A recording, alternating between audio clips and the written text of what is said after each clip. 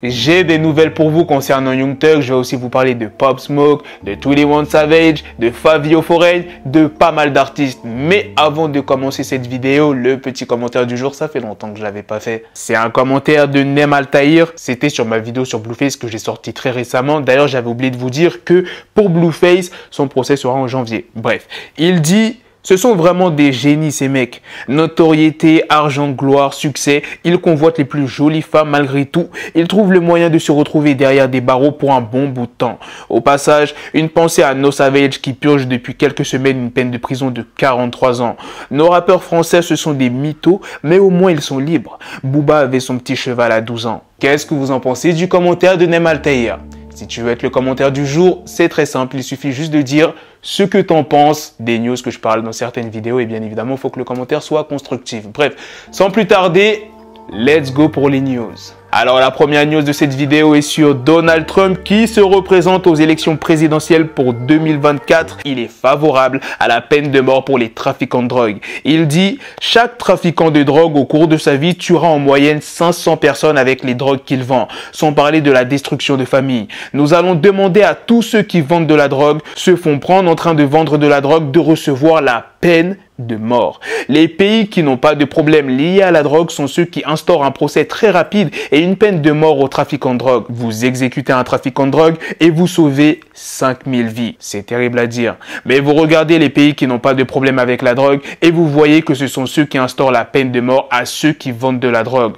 Nous allons mettre fin à ce fléau. La prochaine news de cette vidéo est sur Lil TJ et Ice Spice qui ont distribué des dindes pour Thanksgiving dans leur quartier. Il y aura un morceau qui sortira fin 2022 entre Pop Smoke et Jay Guapo. 32 membres des Who et des Cho, dont plusieurs rappeurs, ont été arrêtés. Il y a plus de 106 charges, meurtres, fusillades. Alors la news sur Young Thug, Gunna et YSL, c'est qu'on connaît la date à laquelle a été fixé le début du procès. Ça sera le 9 janvier 2023. La date a été fixée lors d'une audience qui a eu lieu le 17 novembre à Fulton County. On a aussi appris que le nombre de personnes qui viendront témoigner contre le label de YSL est de 300 témoins. Selon la presse, ce jugement pourrait durer en tout 6 mois. Un concert de Freeze Corleone à Montréal a été annulé après la plainte d'une organisation JUIVE. L'un de leurs responsables s'est exprimé. La décision de l'accueillir normalise l'antisémitisme et donne un podium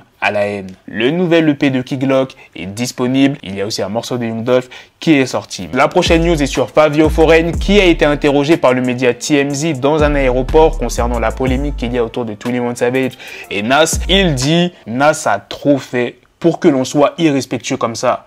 D'où je viens, c'est comme un grand frère. Tu sais très bien ce que je veux dire. J'étais sur son album, il a reçu un Grammy pour le projet sur lequel j'étais avec lui. C'est une légende.